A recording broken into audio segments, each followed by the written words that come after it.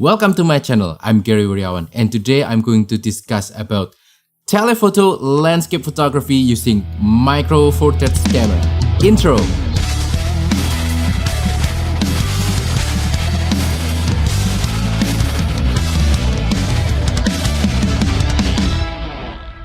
So, when we talk about telephoto photography, usually two photography genres come up to mind. First is wildlife photography, and then the second one is portrait photography. But these last few days, these last few months, I'm really into telephoto landscape photography, which is not really that common in my opinion. Usually landscape photography is always about wide angle, focal length, so that you can capture the whole scene and you get the nice kind of context of where you are and that kind of stuff. But I've been recently really enjoying composing telephoto landscape pictures. This, I think, is due to some specific combinations of cameras and lenses. However, I will talk about camera and lenses on the later part of this video. Now I want to explain a little bit about my philosophy of telephoto landscape photography. Now, in terms of focal length for this particular context of telephoto landscape photography, I think the sweet spot is between 70 to 300mm in full frame terms, or about 35 to 150mm in micro four thirds term. There are some cases where you can go really extreme to ultra telephoto focal lengths to get that far away shots, but I think that is pretty rare, and I think you'll be fine just having something that's equivalent to 70 to 300mm in full frame terms. Now let's talk about what separates telephoto landscape pictures from regular landscape pictures, and I think personally from my own experience, it comes down to one word, and that word is compression.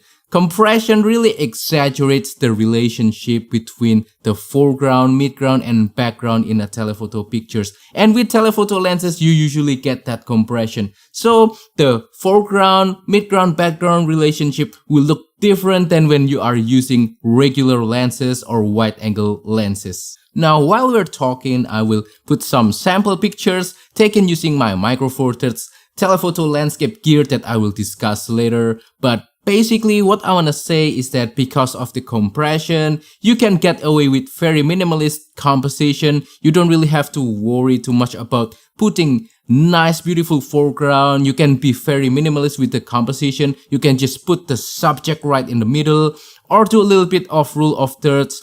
With wide angle lenses for landscape photography, you really have to think about putting the foreground, midground, background proportionally, otherwise your image will look really weird, and without foreground sometimes the image will look really empty and just doesn't have that kind of effect that you want for the viewers. But with telephoto landscape photography, things are a little bit different, so you can be very simplistic about your composition. However, when it's done tastefully, layering using foreground, midground, background can really help to bring out the image and gives it that wow effect on your telephoto landscape pictures. I personally think that almost anything can be a subject for your telephoto landscape pictures as long as it's still prominent in the picture and it doesn't get buried by other elements in the frame. For example, you can capture trees, plants, lake, hills, or waterfall. Or you can even capture something that's not too obvious, for example, intersection between objects, interesting shapes and lines and textures that you found. Again, as long as it's still prominent in the frame and it doesn't get buried by anything else in the picture.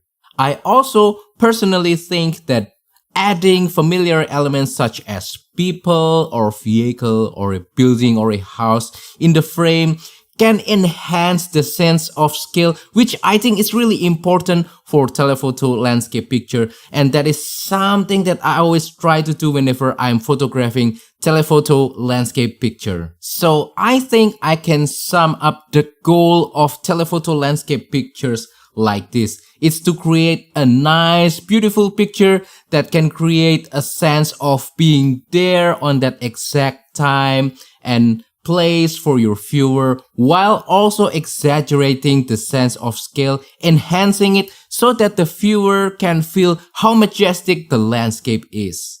Now let's talk about why use Micro Four Thirds camera system for telephoto landscape. And I think there are a couple of benefits of using Micro Four Thirds for telephoto landscape picture.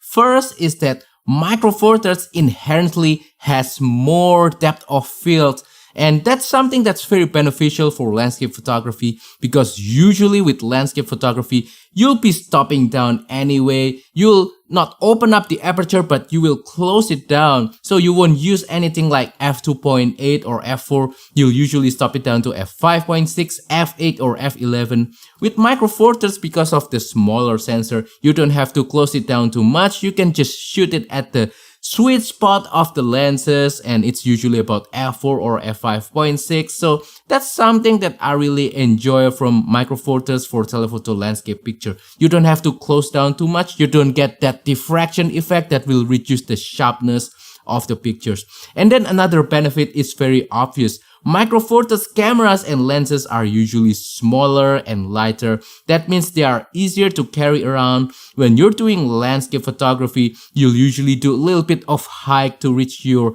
destination, the photo spot, before you'll be able to take any pictures. And with smaller camera gear, you'll be able to take more pictures. You don't get burdened by the weight of your camera and lenses, and that's always really nice. Now I want to share some Micro Four Thirds gear that I think is really awesome for telephoto landscape pictures. Let's start with the lenses first. Now, if you've been following my channel for a while, you might know that I have preference for smaller, lighter lenses. I don't really like big guys like this when it comes to Micro Four Thirds gear. So over here I have the Panasonic Lumix 35 to 100mm f2.8 and the Olympus 75mm f1.8.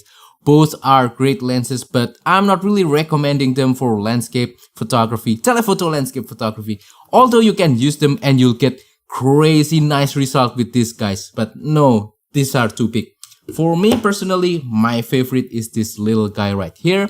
This is the Panasonic Lumix 35 to 100mm f4 to f5.6.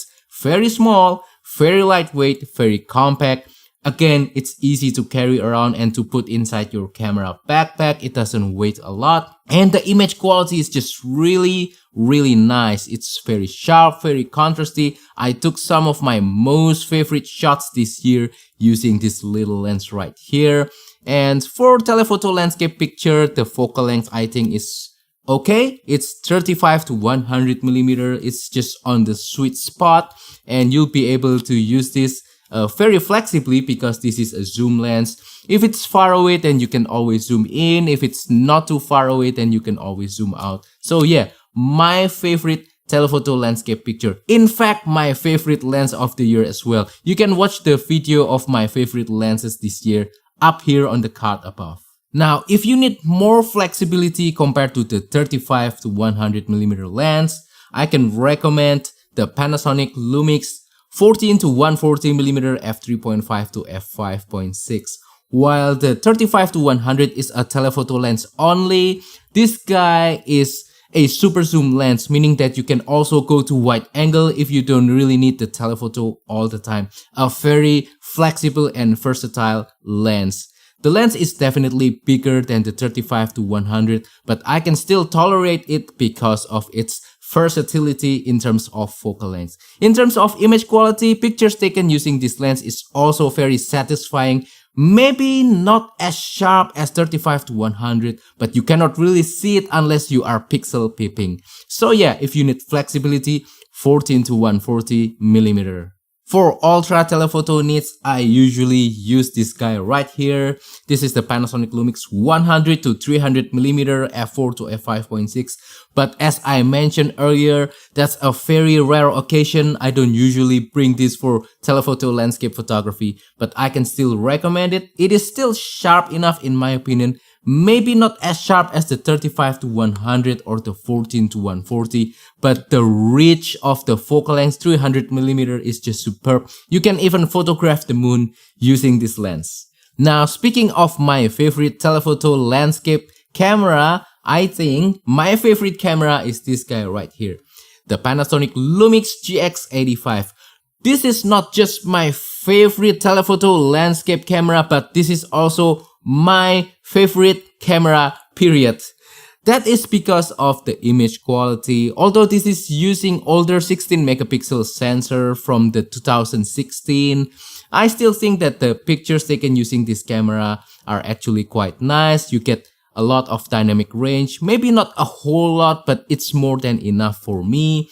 And another important point is because this camera is not really that big, it's not really that heavy, it's very easy to carry around. Again, if the gear is not too heavy, then you'll probably take it more often and you'll get more nice picture in the end. And also it has in-body stabilizer, which I think is really important for telephoto landscape picture to reduce blurriness caused by motion shakes and that kind of thing, because you are using longer focal length. That means any kind of vibrations will register into the final image, and having in-body stabilizer really helps. Another important point is manual control is quite easy with this camera. You can access aperture, shutter, and ISO settings easily using this camera without having to go into the menu. There are dedicated buttons and dials, which makes manual operation really easy with this camera. Another alternative is this guy right here. This is the Panasonic Lumix G85. This camera is definitely bigger and heavier when compared to the GX85, but this has two things that the GX85 doesn't have. First is the fully articulating screen. The GX85 only has like tilting screen, which is useful for horizontal, low angle kind of shots or high angle kind of shots. But with this, you can do all sorts of angle with the fully articulating screen. And then another benefit is that this is weather sealed. So if you're shooting in conditions that are not ideal, if it's raining, if there are showers or snow, you'll be safe with this camera. Another favorite of mine is the Panasonic Lumix GX8, this guy right here. So this is like in between the G85 and the GX85 in terms of size and weight. It still features in-body stabilizer, not as good as the GX85 or the G85, but for like landscape photography, I think it is more than enough. It is also weather sealed, and it also features this flipping, fully articulating screen right here.